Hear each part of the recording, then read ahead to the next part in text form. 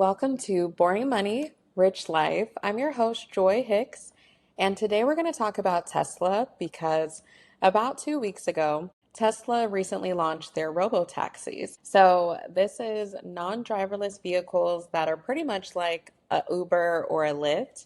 And there's been a lot of excitement for people who are very big, like Tesla fanatics, because Elon Musk, he has kind of been talking about this for a little while now.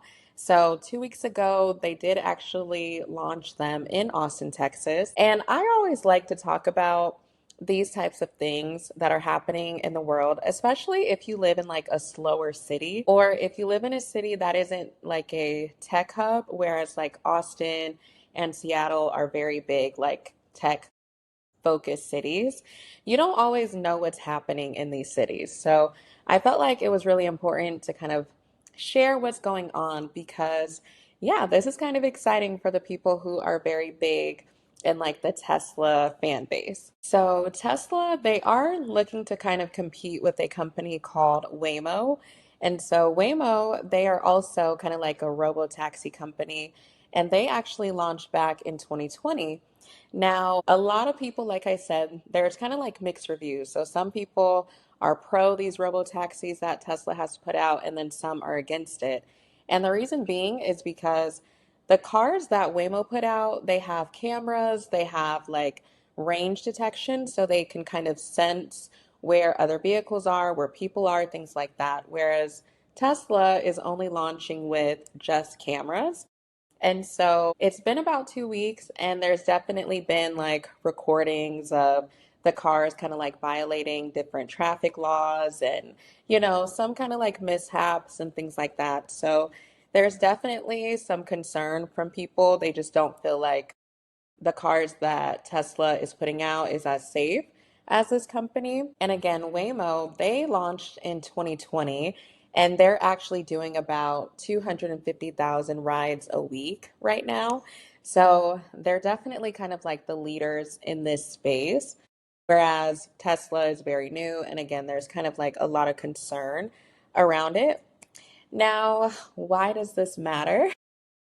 This is very important because a lot of regular people, they use like ride sharing as a way for extra income.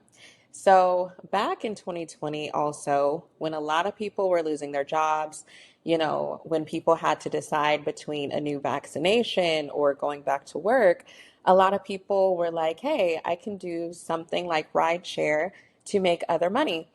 So now to have companies rolling out where they're releasing all of these driverless vehicles, it's definitely something to pay attention to.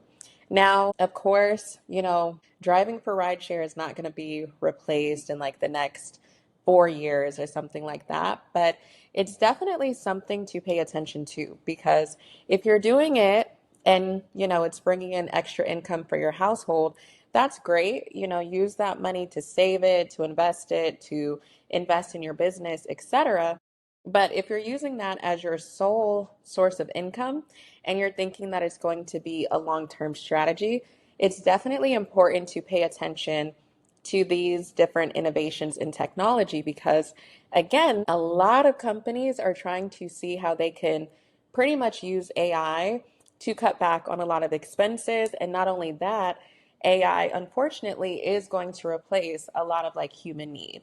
Now, these cars that they're rolling out, they're not yet the safest. There's still a lot of like regulation that is not in place.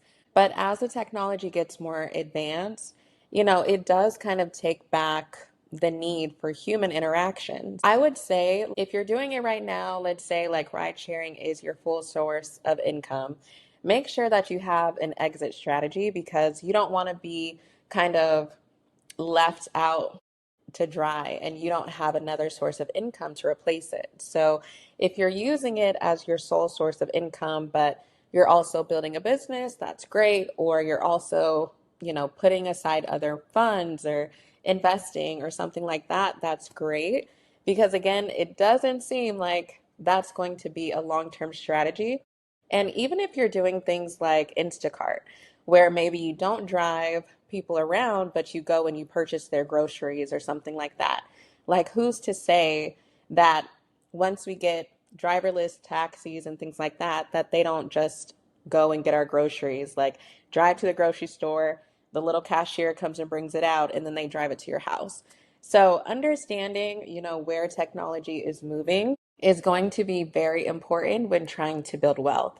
Because again, it's great now, it can be a good source of income now, but it doesn't seem like it's going to be a long-term strategy. And honestly, if you're driving every day, you pretty much understand a lot about how that business works.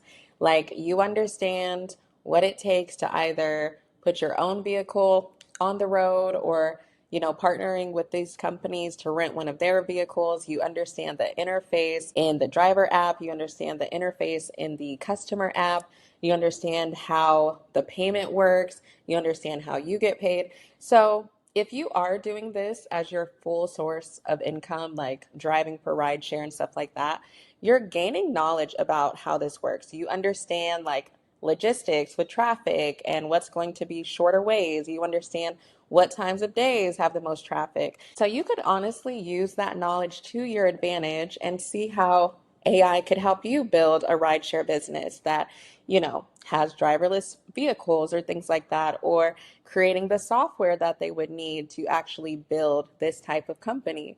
So it's not necessarily for nothing, right? So I think when you're trying to build wealth, you have to understand or you kind of have to pay attention to, again, where technology is moving, but then also like do a little bit of reflection and see what type of skills that you already have now. Because again, you are the actual like knowledge person. You're doing this every day. So if you could use that to your advantage, that could be huge. And then when we don't necessarily need human drivers in the future, you're still building income because you use your knowledge and your skill set. So that's what I would do. But as always, what is one boring thing that you can do today to start fueling your rich life? Again, I'm Joy Hicks, your host. Thank you for watching, and be sure to like and subscribe.